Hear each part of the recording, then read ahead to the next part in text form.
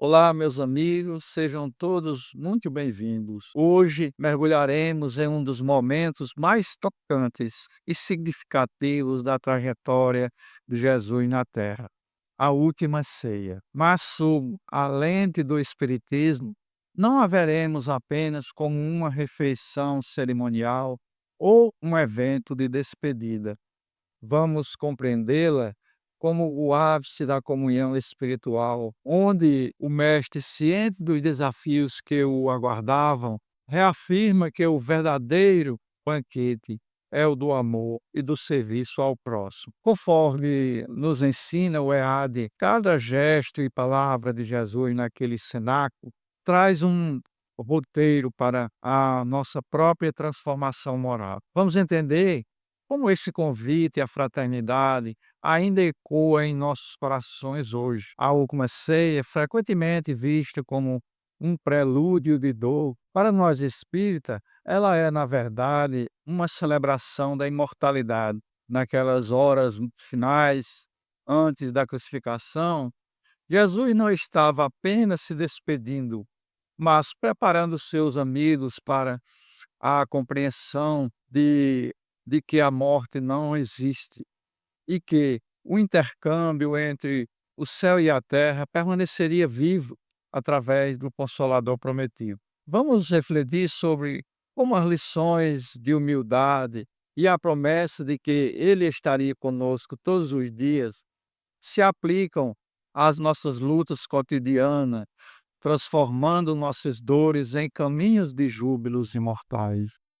Bom, meus amigos, hoje nós daremos continuidade ao roteiro 9, a última ceia.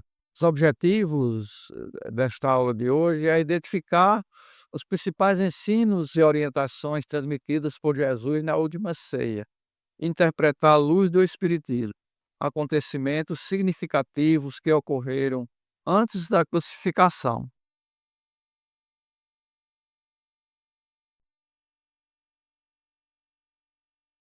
Iniciaremos com uma pequena história sobre a pintura do quadro A Santa Ceia, por Leonardo da Vinci. Diz uma lenda referente à pintura da Santa Ceia, ou Última Ceia, de Jesus com os seus apóstolos. Ao conceber este quadro, Leonardo da Vinci deparou-se com uma grande dificuldade. Precisava pintar o bem na figura de Jesus e o mal na figura de Judas, e resolveram traí-lo durante o jantar. Interrompeu o trabalho no meio até que conseguisse encontrar os modelos ideais. Certo dia, enquanto assistia a um coral, viu um dos rapazes a imagem perfeita do Cristo. Convidou para o seu ateliê e reproduziu os seus traços em estudos e esboços. Passaram-se 3 anos. A última ceia estava quase pronta, mas Da Vinci ainda não havia encontrado o modelo ideal de Judas. O cardeal responsável pela igreja começou a pressioná-lo, exigindo que terminasse logo o mural. Depois de muitos dias procurando, o pintor finalmente encontrou um jovem prematuramente envelhecido, bêbado, esfarrapado, atirado à sarjeta. Imediatamente pediu aos seus assistentes que o levasse até a igreja. Davi se copiava as linhas da impiedade, do pecado, do egoísmo, tão bem delineada na face do mendigo que mal conseguia parar em pé. Quando terminou, o jovem, já o pouco refeito da bebedeira, abriu os olhos e notou a pintura à sua frente e disse, numa mistura de espanto e tristeza: "Eu já vi esse quadro antes." "Quando?" perguntou surpreso David. "Há 3 anos, antes de eu perder tudo que tinha, numa época em que eu cantava no puro. Tinha uma vida cheia de sonhos e o artista me convidou para posar como modelo para a face de Jesus. O bem e o mal têm uma mesma face. Tudo depende apenas da época em que cruzam o caminho de cada ser humano." Então, Viva o dia de hoje com toda a grandeza de um ser especial. Você é filho de Deus. Essa lenda, meus irmãos, é belíssima e carrega uma lição muito profunda que ressoa perfeitamente com a doutrina espírita, especialmente no que diz respeito à nossa jornada evolutiva. Ilustra a dualidade e o livre-arbítrio, que o bem e o mal não são de natureza distintas, mas estados temporários do mesmo espírito. No Espiritismo aprendemos que Deus criou todos os espíritos simples e ignorantes, com o mesmo potencial de luz. Judas, sendo a mesma pessoa, mostra que o que define nossa face, nossa vibração e aparência espiritual são as nossas escolhas. O jovem que era Jesus permitiu-se cair nas sombras até perecer, mas a sua essência divina permanece lá esperando o despertar. Essa narrativa nos lembra que a queda moral tem consequências visíveis, não só no corpo físico, mas, como na lenda, principalmente no perispírito. A mudança na fisionomia do rapaz reflete o seu estado interior. Para o espiritismo, o pensamento e o hábito moldam quem somos. Embora possamos atravessar fases rudas, o destino final de todo espírito é a perfeição, o estado de Jesus. A frase da lenda: tudo depende da época em que cruzam o caminho. Sob o olhar espírita, essa época são as nossas existências, as fases da nossa evolução. Jesus nasceu e sabia das fraquezas de seus apóstolos. Ele via o Jesus potencial em cada Judas. Ele nos ensina a não julgar o irmão que hoje está na sarjeta moral, pois ele pode ter sido luz de ontem e certamente voltará a ser luz de amanhã após o aprendizado necessário. Questões importantes para reflexões, para que possamos refletir. Quantas vezes em uma única existência trocamos a face da virtude pela do egoísmo? Estamos alimentando o Cristo ou o Judas que habita em nós? Como estamos usando o nosso livre-arbítrio hoje para que a nossa face espiritual seja de luz? Então, viva o dia de hoje com toda a grandeza de um ser especial. Você é filho de Deus. Isso reforça a mensagem espírita de que nunca é tarde para recomeçar a reforma íntima e que o pai nunca desiste de seus filhos, não importa quão envelhecida pela dor, pelo erro, esteja a nossa face atual. É chegada a hora, pôs-se à mesa e com ele 12 apóstolos, e disse-lhes: desejei muito comer convosco esta Páscoa, antes que padeça, porque vos digo que não comerei mais até que ela se cumpra no reino de Deus. Essa passagem é o portal de entrada para o entendimento do Cristo ressuscitado, antes mesmo da crucificação. O Espiritismo nos ensina que Jesus não era uma divindade distante, mas o irmão maior. Jesus valorizava a convivência. A ceia é o símbolo da fraternidade. Ele sabia que o intercâmbio de afetos é o que sustenta o espírito nas horas de provação. A frase "até que ela se cumpra no reino de Deus", aqui Jesus aponta para a imortalidade da alma e para o progresso da humanidade. Na interpretação espírita, o reino de Deus não é um lugar geográfico, mas um estado de consciência. Jesus está dizendo que a comunhão plena, a ceia definitiva, só ocorrerá quando todos nós tivermos transformados a terra em um mundo de regeneração, onde o amor seja a lei única. Ele não fala em tom de despedida definitiva, mas de um reencontro planejado na espiritualidade. Ao celebrar a Páscoa, que para os judeus era a lembrança da libertação do Egito, Jesus a ressignifica a libertação espiritual, ou seja, a passagem ou Páscoa, que ele propõe agora não é mais a saída de um país físico, mas a saída da escravidão do egoísmo para a liberdade do espírito. Conforme os manuais do EAD e estudo aprofundado da doutrina espírita, a Páscoa cristã é o marco da transição do homem carnal para o homem espiritual. Vejam que momento sublime.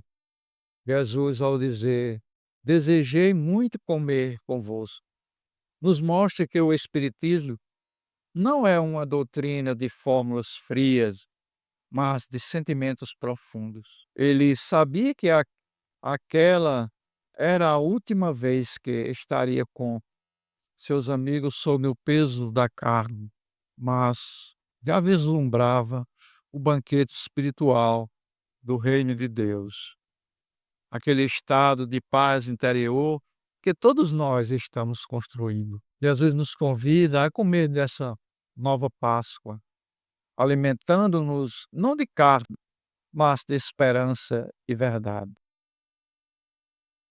Tomando o cálice e havendo dado graças, disse: Tomai-o, reparti-o entre vós, porque vos digo que já não beberei do fruto da vida, até que venha o reino de Deus. As palavras havendo dado graças, ou seja, gratidão no sofrimento. Na visão espírita, o mestre ensina a resignação ativa. Dar graça não é apenas agradecer pelo que é bom, mas reconhecer a oportunidade de servir e de cumprir a vontade do Pai, mesmo diante das provações.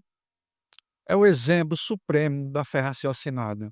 Ao falar repartiu entre vós, ele está falando de caridade e união. Jesus não bebe sozinho, ele ordena a partilha. Na visão espírita, o cálice representa a nossa cota de responsabilidade e as experiências da vida. Ao dizer repartiu, Jesus enfatiza que ninguém evolui isolado. No estudo aprofundado da doutrina espírita, o EADA, aprendemos que a fraternidade é o exercício de dividir tanto as alegrias quanto os pesos do caminho. É o símbolo da solidariedade espiritual. Quando Jesus fala: "Já não beberei do fruto da vida", ele fala do desapego à matéria. Na visão espírita, Jesus está se despedindo das sensações físicas. Ele demonstra que o espírito superior já não necessita dos elementos materiais para se sustentar.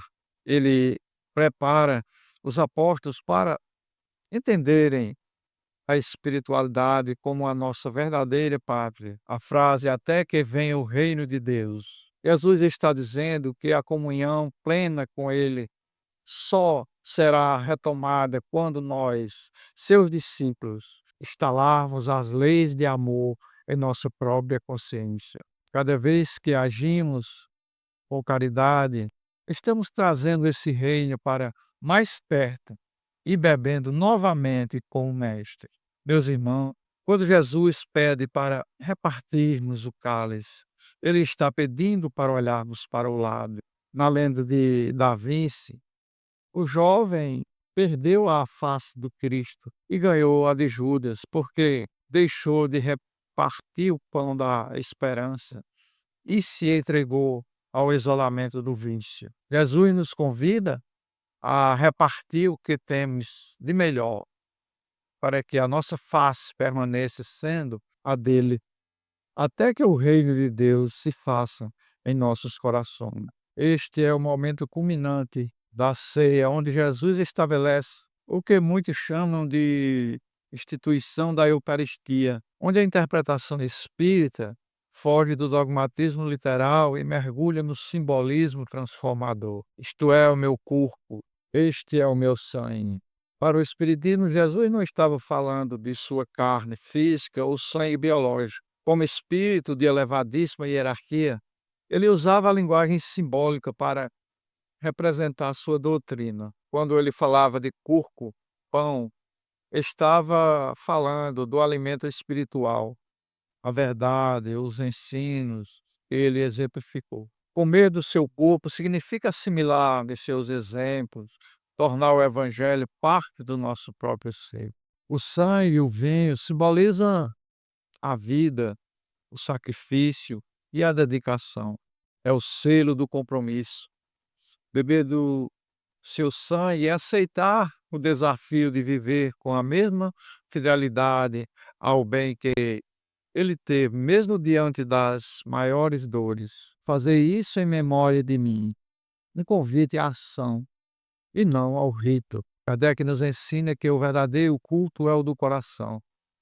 Jesus não estava instituindo uma cerimônia para ser repetida mecanicamente. A visão espírita, fazer em memória de Jesus, é reproduzir o seu amor na prática. Cada vez que dividimos o nosso pão com o necessitado, cada vez que perdoamos ou servimos com humildade, estamos realizando a verdadeira ceia e honrando a sua memória. O EAD, estudo aprofundado da doutrina espírita, ressalta que a memória do Cristo deve ser mantida através da nossa reforma íntima. No Novo Testamento, a palavra testamento aqui tem o sentido de aliança ou pacto.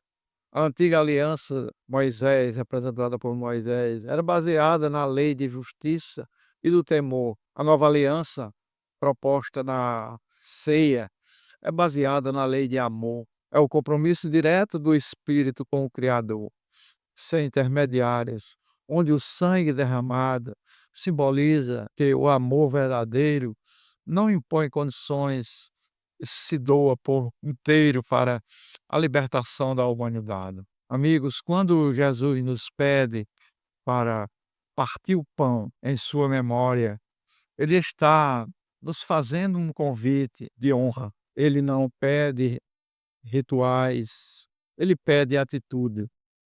O corpo de Jesus são as suas lições de caridade, o seu sangue é a coragem de servir. Voltando à nossa lenda de Da Vinci, o rapaz que pousou como Jesus compreendia isso, mas quando ele se esqueceu de partir o pão e de viver a nova aliança do amor, ele acabou perdendo a luz daquela face. Em cada gesto do nosso dia a dia, renovar esse testamento de amor, transformando a nossa vida em uma ceia contínua de fraternidade. Simbolismo do pão e do vinho. O que representa o simbolismo do pão e do vinho? Para o Espiritismo, o pão e o vinho, na última ceia, não são elementos de um ritual místico de transformação física, mas sim uma profunda alegoria do processo de evolução e doação espiritual. Ao dizer, isto é o meu corpo, Jesus utiliza o pão, o alimento básico da sobrevivência física, para representar o alimento da alma. O pão simboliza a própria doutrina do Cristo, os seus ensinamentos e o seu exemplo, que devem ser assimilados, ingeridos pelo Espírito, para que ele cresça em sabedoria e moralidade. Assim como na multiplicação dos pães, o simbolismo aqui destaca que os recursos espirituais devem ser multiplicados através do nosso esforço e cooperação.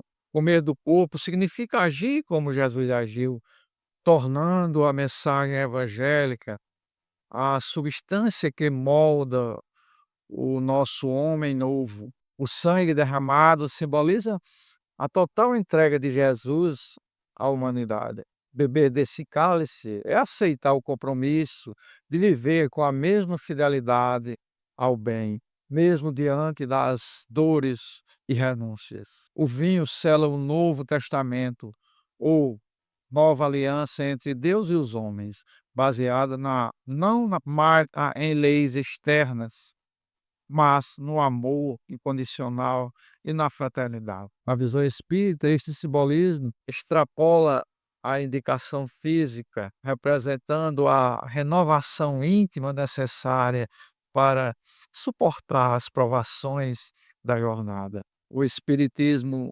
enfatiza que Jesus substituiu os antigos sacrifícios de animais comuns na Páscoa judaica pelo sacrifício do próprio egoísmo. A ceia é o convite para que cada um de nós partilhe o pão do conhecimento e o vinho da espera-me com o próximo. Ao dizer, fazer isto em memória de mim, Jesus não pedia a repetição de banquete físico, mas que mantivéssemos viva a memória da caridade através de nossas ações cotidianas. Mas eis que a mão do que me traz está comigo à mesa. E, na verdade, o Filho do Homem vai segundo o que está determinado.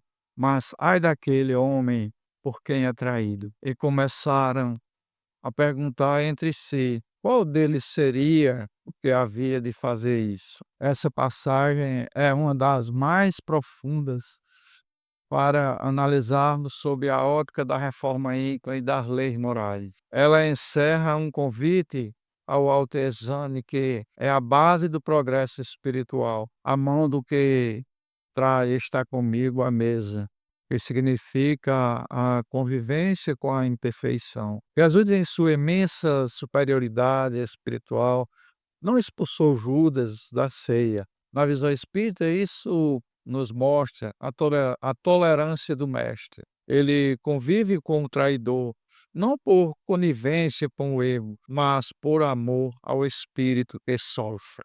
Jesus nos ensina que o mal não deve ser combatido com a exclusão, mas com o exemplo da luz. Ele oferece ajuda, a última oportunidade de comunhão e arrependimento antes do ato consumado. Ai daquele homem por quem é traído.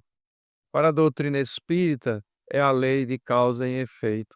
O ai de Jesus não é uma maldição ou ameaça, mas um lamento de compaixão. Jesus, vendo o futuro, sabia quanto Judas sofreria após o despertar da consciência. O ai indica a dor que o próprio Espírito cria para si ao violar a lei de amor. Como diz o ditado espírita, o plantio é livre, mas a colheita é obrigatória. Qual deles seria o que havia de fazer isso? Quando os apóstolos perguntam, sou eu? Eles demonstram que reconhecem suas próprias fragilidades. A lição para nós é que todos temos um Judas interno, nossas sombras, e um Jesus potencial, nossa luz. A pergunta dos discípulos deve ser a nossa. Em que pontos eu ainda traio os ensinos do Cristo no meu dia a dia? Vejam que momento forte, meus irmãos. Enquanto os apóstolos se perguntavam quem seria o traidor, Jesus já sabia. Ele via a face de Judas, mas também lembrava da face de luz que aquele espírito possuía antes de se perder no egoísmo, assim como a lenda de Davi, onde o modelo de Jesus e o de Judas eram o mesmo homem em tempos diferentes. Essa passagem nos alerta: o mal e o bem estão à nossa frente todos os dias. A traição de Judas começou muito antes do beijo no jardim. Começou quando ele deixou de alimentar o Cristo em si. Que possamos usar o dia de hoje, como diz a nossa mensagem, para reafirmar que somos filhos de Deus, escolhendo sempre a face da luz. Ensinos e orientações de Jesus na última ceia. Advento de outro Consolador. O maior será o menor no reino dos céus. Jesus exemplifica que o maior discípulo é o que se torna servidor. Jesus anuncia um novo mandamento. Jesus destaca o valor da confiança no seu amor e na sua proteção. Jesus é o caminho, a verdade e a vida. Jesus é a videira, o valor da prece.